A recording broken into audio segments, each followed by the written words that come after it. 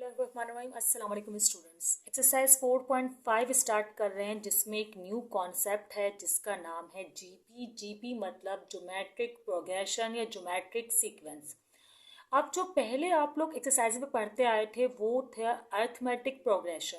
इन दोनों में फ़र्क ये है कि अर्थमेटिक प्रोग्रेशन में एक फिक्स जैसे डिफरेंस डी जो है वो नेक्स्ट में ऐड हो रहा था, जबकि इसमें क्या होता है एक कॉमन रेशो के हिसाब से जो है ये सीरीज ये सीक्वेंस जो है वो बढ़ रही होती है।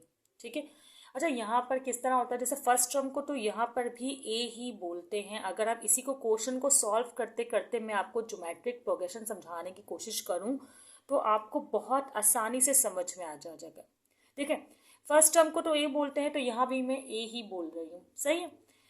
जो कॉमन रेशो होगा ना वो आपको इस तरह निकालना होगा कि जैसे ए हो गया 3, अब कॉमन रेशो निकाल रहे हैं तो कॉमन रेशो इस तरह निकालना होगा कि 6 और मतलब ये सेकंड टर्म को आप फर्स्ट टर्म से डिवाइड कर देंगे। ठीक है, इसका मतलब ज्योमेट्रिक सीक्वेंस एक मल्टीपल की फॉर्म में होती है। ठीक है, तो आपको कॉमन रेशो आ जाएगा। जो कॉमन रेशो आपका क्या आएगा, 3 1 ज़ा 3 और 2 ज़ा, तो यहाँ पर 2 इसका आंसर आ जाएगा आर का। ठीक है, ए हो गया, आर हो गया। अब वो आपको बोल रहे हैं कि इसी सीक्वेंस की फिफ्थ टर्म आप मालूम करें। इस सीक्वेंस की फिफ्थ टर्म मालूम करें तो इसका मतलब एन जो है वो आपको गिवन है 5। और जैसे वहाँ पर अरिथमेटिक प्रोग्रेशन में आप लोग ए का फॉर्मूला लेते थे, है ना, ए 2a इस तरह का कुछ था, n/2 2a प्लस, ये तो सम का फॉर्मूला था, सॉरी, टर्म का फॉर्मूला था a प्लस n-1d। तो यहाँ पर जो फॉर्मूला यूज होगा वो होगा an is equal to ARn-1। ठीक है, मतलब यहाँ पर आपको n रखना है। जैसे कि अभी आपको n गिवन है 5 और यहाँ पर फर्स्ट टर्म जो आपको गिवन है वो है 3 और r जो है वो 2 है। n-1 का मतलब है 5 - 1, तो ये आपके पास 4 आ गया अल्टीमेटली। ठीक है, अब आपको सॉल्व करना है तो सॉल्व किस तरह करेंगे आप लोग। 2 की पावर 4 होता है 16 और 16 3 ज़ार हो जाएगा 48। 2 की पावर 4 होता है 16 और 16 3 ज़ार 48। तो ये आपके पास फिफ्थ टर्म आ गई सीक्वेंस की। इसे बोलते हैं ज्योमेट्रिक प्रोग्रेशन। ठीक है, जो कि मल्टीपल में होती है। अब क्वेश्चन नंबर जो इसका पार्ट 2 है वो आप लोग खुद ट्राई कर लीजिएगा। सेम है, 1/8 उसका आंसर है। ठीक है, मैं इसका पार्ट 3 करवा रही हूँ ताकि आप लोग का भी वक्त बचे। ए यहाँ पर फर्स्ट टर्म जो है 4 ही है। रेशो आपको पता है, सेकंड को फर्स्ट से आपको करना है डिवाइड, 2 √2 डिवाइड बाय 4। तो आपके पास आंसर कुछ बनेगा 2 1 ज़ा 2 2 2 ज़ा 4। तो आपके पास रेशो क्या आया, √2 और डिवाइड में भी 2। ठीक है, और फिर उसके बाद आपको n क्या गिवन है, n आपको इस वक्त जो गिवन है वो है 12। तो आप लोग के पास n है, मैं यहाँ लिख देती हूँ 12 गिवन। अब आपको जो टर्म मालूम करनी है वो 12th टर्म ही मालूम करनी है। तो सॉरी, पहले तो हम n लिखेंगे, an is equal to ARn-1, ये फॉर्मूला है। तो a 12th टर्म आपको मालूम करनी है। a जो है वो 4 है और r 12 कहाँ से हो गया, √2 और डिवाइड बाय 2, ऐसा ही कुछ है ना। ठीक है, और 12 - 1, तो इसका मतलब ये हुआ कि 12 - 1 मैं 11 भी लिख सकती थी, लेकिन नहीं, मैंने नहीं लिखना। और ये पता नहीं किस सीक्वेंस में मैं इसे सॉल्व कर रही हूँ मार्कर के साथ, मुझे यही प्रॉब्लम है। खैर, ये हो गया 4। अब 12 में से 1 गए तो 11 आया आपके पास। फिर आपने क्या करना है, लिख कर दिखा देना है 11, और कुछ नहीं करना। तो ये आप 11 लिख कर दिखा रहे हैं। उसके बाद अब देखिए, इसके सॉल्यूशन का मतलब इस तरह है कि आप 4 तो एज इट इज़ अभी फ़िलहाल ऐसे ही रहने दें, और ये √2 जो है ये 11 टाइम है। तो इसका मतलब जो 10 टाइम होंगे ना तो उसके तो 5 पेयर बन जाएंगे और वो बाहर आ जाएगा। आपको पता है ना, स्क्वायर रूट में जो 10 टाइम होगा वो पेयर बन के बाहर आ जाता है। तो मैंने 5 2 तो एज इट इज़ ऐसे लिख दिए। अब जो 11th था वो एज इट इज़ ऐसा ही रहेगा। सही, अब जो 2 है नीचे जो है वो कितने 2 आएंगे, वो 11 2 आएंगे। ऐसा ही है ना कुछ। तो चलो मैं लिख देती हूँ 1 2 3 4 5 6 7 8 9 10 और ये 11। अच्छा एक बात बताऊँ, आपको ये सब कुछ लिखने की ज़रूरत नहीं है, ये तो मैं आपको समझाने के लिए ऐसे बता रही हूँ। आप लोग कैलकुलेटर से डायरेक्टली करेंगे तो आपका आंसर आ जाएगा। 2 1 ज़ा 2। अब इसको मैं कट करती हूँ, कैंसिलेशन करती हूँ। ठीक है, 2 1 ज़ा 2, 2 से 2 कैंसिल, 2 से 2 कैंसिल, 2 से 2 कैंसिल, 2 से 2 कैंसिल। ठीक है, अब यहाँ पर भी आप 2 2 इस 4 से कैंसिल कर सकते हैं। 2 1 ज़ा 2, 2 2 ज़ा 4 इस तरह, और फिर 2 1 ज़ा 2, 2 2 ज़ा 4 इस तरह। तो आपके पास, आप लोग नोटिस करें अगर, तो क्या रिमेनिंग है, सिर्फ रिमेनिंग आ रहा है स्क्वायर रूट 2 और 1 2 3 4। तो 2 2 ज़ा 4, 4 2 ज़ा 8, 8 2 ज़ा 16। तो ये आपका आंसर आ रहा है और बुक में भी यही आंसर है। कैलकुलेटर से डायरेक्ट करके भी शायद आंसर आ जाएगा, ये मैंने ऐसे ही समझाने के लिए आपको इस तरह भी बता दिया है। चलिए अब क्वेश्चन नंबर 4 भी ट्राई करते हैं। मुझे लगा कि ये भी मुझे आपको करके दिखाना चाहिए, तो इसलिए मैं आपको दिखा रही हूँ। ठीक है, a is equal to iota. Okay, first term. अब रेशो के लिए तो वही कंडीशन जो कि हम अप्लाई करते हैं, क्या कि सेकंड टर्म से फर्स्ट टर्म को डिवाइड करते हैं। तो बस ये, इससे आगे तो सॉल्व नहीं हो पा रहा, तो रेशो हमारा ये होगा। अब आपके पास जो n गिवन है वो है 16। ओके, ये भी हमने लिख दिया। अब क्या करना है, अब आपको लगाना है फॉर्मूला जो कि हम जानते हैं, तो हम वो फॉर्मूला अप्लाई कर लेते हैं। A N is equal to ARN-1। सही।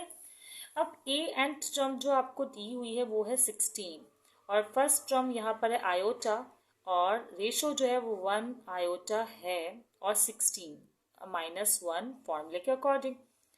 अब क्या करेंगे, अब ये करेंगे कि आप देखें कि 16 - 1 क्या होता है। 16 - 1 होगा आपके पास 15। ठीक है, अब यहाँ पर ना 15 टाइम आयोटा 15 है, मतलब एक बार तो पहले आप इसका ब्रैकेट ओपन करें इस तरह। किस तरह ओपन करेंगे भाई, आयोटा 1 से 15 कितनी टाइम भी मल्टीप्लाई क्यों ना हो जाए, 1 ही रहेगा, तो इसको तो आप ऐसे छोड़ दें 1 की फॉर्म में ही। ठीक है, चलो मैं यहाँ लिख कर दिखा देती हूँ आपको, और ये हो जाएगा आयोटा 15। अब आयोटा 15 से आप देखें एक आयोटा हो जाएगा कैंसिल, तो यहाँ बचेगा 14 आयोटा। ठीक है, क्या आएगा आपके पास, 14 आयोटा आ जाएगा। तो मैं भी वही करने वाली हूँ। सही है, या 1/आयोटा 14। अच्छा, अब आप लोग को याद आ रहा होगा कि आयोटा स्क्वायर जो है वो बराबर होता है -1 की। तो मैं क्यों ना इसे आयोटा स्क्वायर में कन्वर्ट कर लूँ। चले मैं यहाँ करके दिखाती हूँ। अगर मैं इसे आयोटा स्क्वायर में कन्वर्ट कर लेती हूँ तो क्या होगा, देखिए 1 तो है। अगर मुझे आयोटा स्क्वायर लिखना है तो मुझे बाहर पावर 7 भी लेनी होगी, ताकि हम वापसी इसको मल्टीप्लाई करें तो ये 14 ही बने। उसके बाद क्या होगा कि 1 तो आपने एज इट इज़ लिख लिया, और ये -1 के बराबर होता है, और पावर है 7, और पावर इसका मतलब है ऑड। जब ऑड पावर होती है तो माइनस का साइन रहता है, तो इसका मतलब 1 -1 आएगा। तो आप -1 को नॉमिनेटर में शिफ्ट कर देंगे, तो इसका ओवरऑल आंसर हो जाएगा -1, और +1 आप लोग शो नहीं करते जो डिनोमिनेटर में होता है। तो ये आपके पास 5 4 भी जो है इस तरह सॉल्व हो गया। चलें इस क्वेश्चन का पार्ट 5 भी कर लेते, थोड़ा सा कंफ्यूजिंग है पर इजी है।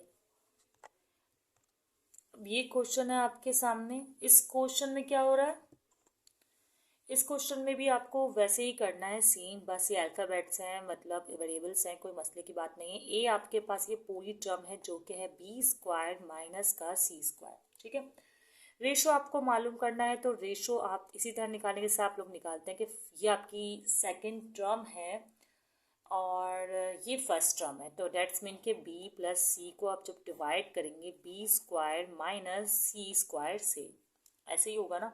अगर मैं इसको लिखूं तो b प्लस सी, यहाँ फॉर्मूला लग रहा है, तो ये हो जाएगा b प्लस सी और b माइनस सी।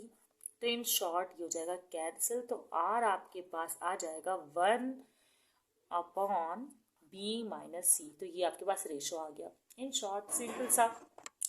अब कॉमन रेशो तो निकल गया, और आपको क्या चाहिए कॉमन रेशो के अलावा, सही है n चाहिए ना। तो n आपके पास यहाँ पर गिवन है 9, तो n आपको गिवन है 9। ठीक है, तीनों चीज़ हो गई। अब आपको क्वेश्चन मतलब सॉल्व करना, टर्म मालूम करनी है, तो आपके पास फॉर्मूला है AN = ARN-1। ठीक है, अब यहाँ पर 12 टर्म है, 12 टर्म ए फर्स्ट टर्म जो है आपकी क्या है, b² माइनस c²। ऐसा ही है ना फर्स्ट टर्म। ठीक है, ये और जो आपके पास r है वो है 1/b-c। तो आप लोग ऐसे ही इसको लिख देंगे। और उसके अलावा n-1 का मतलब 9-1, तो ये आपने इस तरह लिख लिया। ओके, अब क्या करना है, अब आपको इस तरह करना है कि देखें, एक बार ना इसको दोबारा फॉर्मूला खोलें b+c और b-c से। सही है। अब यहाँ पर आ जाएगा 9-1 8। तो इस तरह समझें कि ये आ गया 1 और b+c, नहीं b+c कहाँ से हो गया, b-c है, b-c और 8। सही है। अब आप इसको दो तरीके से रिप्रेजेंट कर सकती हैं। दो तरीके कौन से हैं, ये क्या तरीका है, एक ही तरीका है बल्कि भाई। अब क्या करना है आपको, देखिए ये b+c एज इट इज़ है, ये b-c भी एज इट इज़ है। ये 1 के ऊपर 8 आप पावर सॉल्व करेंगे तो 1 ही आएगा, इसको कोई फ़र्क नहीं पड़ेगा। और यहाँ पर b-c जो है उसकी पावर हो जाएगी 8। ठीक है। अब इस 8 पावर से 1 हो जाएगा कैंसिल, 7 बचेगा। तो आपके पास समझें 8/12 का आंसर कुछ इस तरह आएगा कि b+c आपके पास गिवन है। ठीक है, जो कि 1 से मल्टीप्लाई हो गया। और यहाँ डिनोमिनेटर में b-c का 7 पावर स्क्वायर किया, b-c की 7 पावर, ये यहाँ इजिकल टू बनाना चाहिए। किस तरह का मैंने लिखा क्या है ये, खैर तो ये 8/12 का आंसर आ गया आपके पास। 8/12 is equal to b+c b-c whole power 7। Question number 2।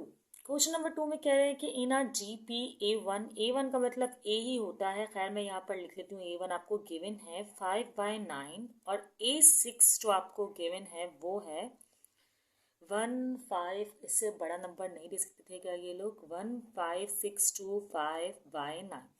ठीक है।